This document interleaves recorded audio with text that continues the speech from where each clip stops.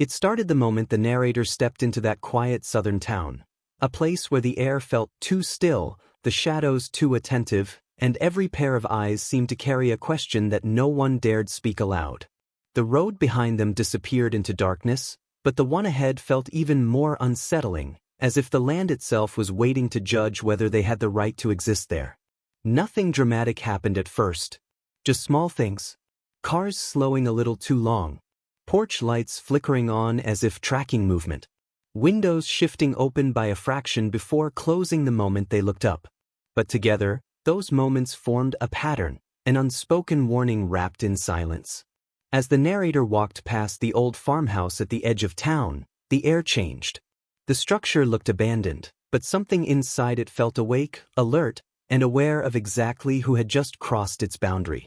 A cold ripple crept across their skin, the kind that only appears when ancient hostility rises to meet its newest target. The narrator didn't realize it yet, but they hadn't simply entered the town. The town had decided to close around them.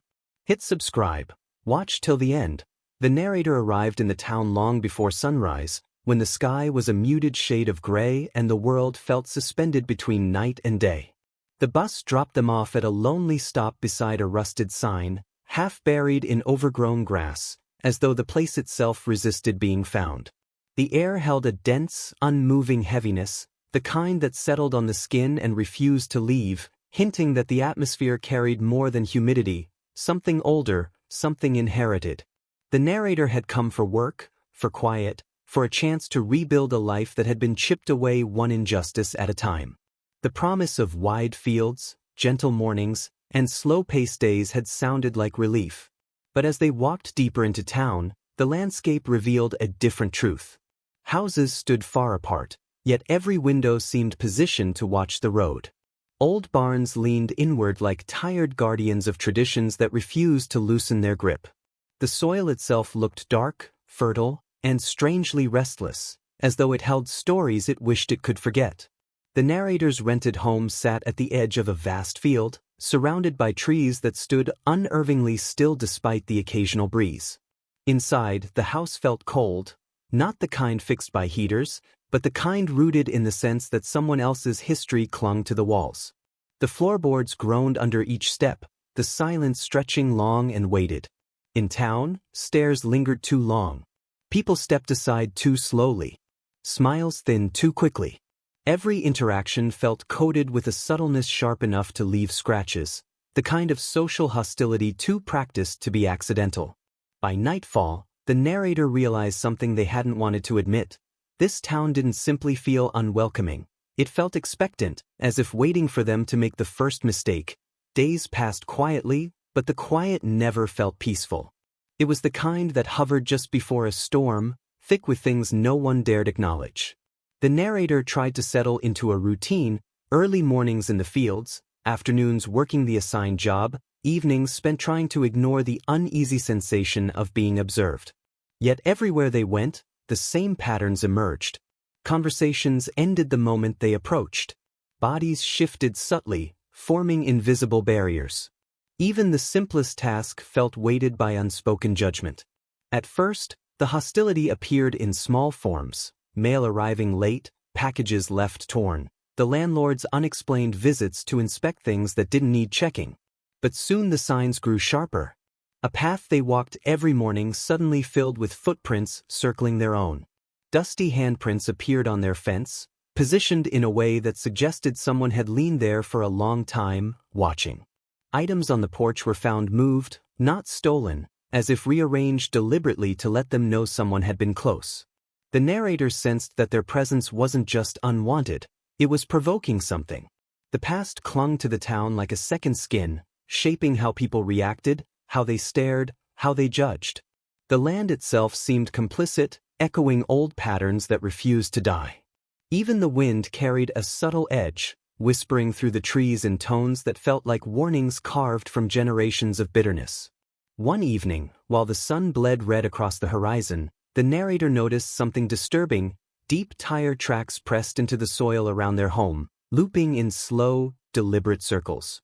Not fast, not hurried, patient. Observing. Testing. It was no longer a question of whether the town disliked them. The question became how far the town was willing to go to remind them of their place. The shift from hostility to danger happened so quietly that the narrator almost missed it. It began as a feeling, a tightening in the atmosphere, a sense that the town had finally decided to stop whispering its warnings and start enforcing them. The tire tracks that once traced slow loops became deeper, more erratic, carved with purpose. The narrator found them every morning, fresh, unmistakably recent, circling the home like a predator marking territory. Each time the soil looked more disturbed, as though the land itself was growing complicit in the unfolding threat. Nights became the worst. Darkness fell faster than it should have, swallowing the landscape in a way that made the horizon disappear. The narrator stopped opening windows. Even breathing felt too loud. The wind moved differently now, sharper, slicing through the trees with a rhythm that resembled restless voices. The house creaked as though shrinking inward, pulling itself tighter against the storm it knew was coming.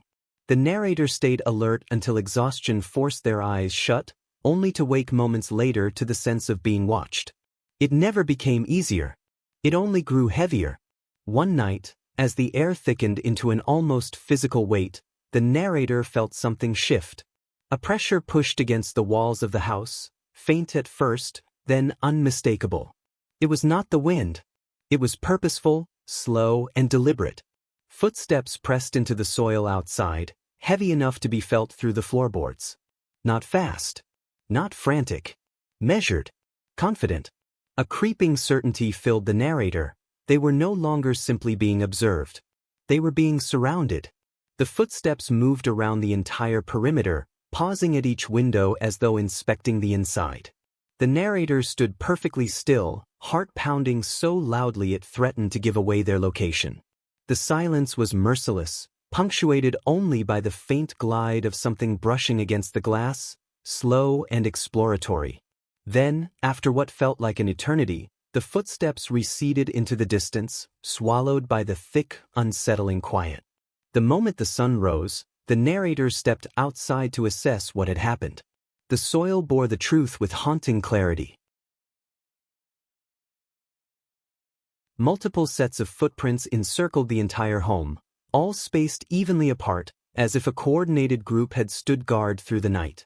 Closer to the windows, the prints grew deeper, pressed in with the weight of bodies leaning forward, watching. Waiting.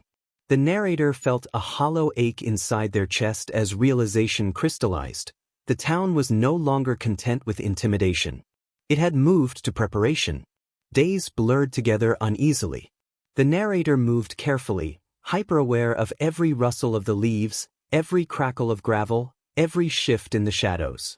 The locals, once subtly hostile, now carried themselves with an intensity that felt sharpened with purpose. Eyes tracked the narrator openly, no longer pretending politeness. The air around them thickened with something unspoken but undeniable: anticipation. One afternoon, the narrator noticed a group gathered near the edge of the field, their bodies angled in a way that suggested planning. They pretended to be examining the land, but their gazes kept drifting toward the narrator's home. The field that once felt like open space now resembled a wide, exposed stage on which the narrator stood alone beneath the scrutiny of generations-old resentment. Some of the group broke away, heading toward town with a rhythm that suggested haste, not routine. That evening, the tension finally broke. The sky darkened earlier than usual, the clouds gathering in a low, oppressive mass that seemed to reflect the mood of the land. The air grew colder, sharp enough to sting the lungs. The narrator sensed danger before seeing it. The wind died abruptly, cutting off mid-whisper, and the world fell into a stillness so absolute it felt staged. A single noise shattered that silence, a grinding hum of engines emerging from beyond the treeline. Multiple vehicles approached, their headlights slicing through the darkness like predatory eyes. They stopped far enough to obscure the figures inside but close enough to send a message. Engines idled, growling low and continuous. The sound wrapped around the narrator's home like a tightening vice. The narrator's pulse pounded, their breath shallow, their body frozen between fear and the instinct to run. Then the doors opened. Figures stepped out, silhouettes outlined harshly by the lights behind them. They stood in a line, unmoving, their posture rigid and resolute. Their presence alone carried a chilling truth. They had not come to watch this time. They had come to act. The narrator felt a tremor ripple through their chest, the realization sinking in that the town's patience had finally run out. The figures advanced slowly. Their steps were synchronized, heavy, and full of intent. They closed in on the narrator's land the same way a storm consumes a coastline, methodical, unstoppable, inevitable. The narrator backed into the house, though they knew walls would not save them.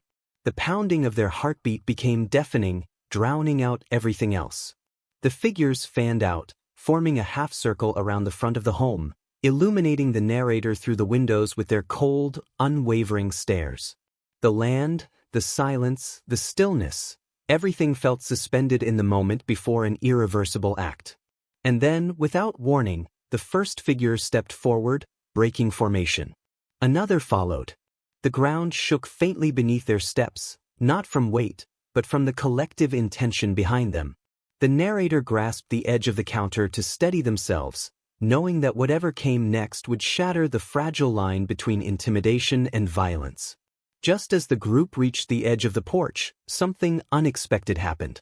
A sound reverberated through the field, a deep, resonant groan that felt as though it came from the ground itself. The figures paused, momentarily unsettled.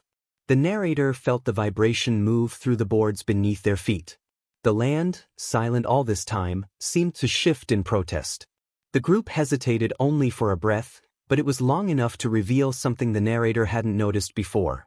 The soil around the field had begun to sink, ever so slightly, as if disturbed from below. The land felt alive in a way that transcended logic, alive and refusing to be a passive witness this time. The figures regained their composure, stepping forward again, but the narrator no longer saw only danger. They saw something deeper, centuries of buried history pushing back, rising with the weight of truths the town had long tried to smother. The night had reached its breaking point, and whatever happened next would expose everything the town had worked so hard to keep hidden. As the figures advanced, the narrator felt an unexpected stillness rise within them, not acceptance, but clarity. The field that had once felt like an exposed weakness now stretched wide and open in a way that revealed every movement, every intention, every shadow the group cast across the land. The hostility that had simmered beneath the surface since the narrator's arrival finally stood fully exposed, no longer hiding behind forced politeness or quiet prejudice. But just as the group reached the edge of the porch, the land itself intervened. A low tremor ran through the soil, subtle but unmistakable, halting their steps. Dust lifted. Roots shifted. The ground beneath them felt unstable, as if rejecting the reenactment of a familiar violence. The group hesitated, thrown off balance by the sudden, inexplicable movement. In that moment of disruption, their confidence cracked. The night, which they had expected to dominate, no longer felt like theirs. Gradually, the figures backed away, step by step, retreating into the darkness that had once emboldened them. Engines rumbled back to life, and the field was left silent again.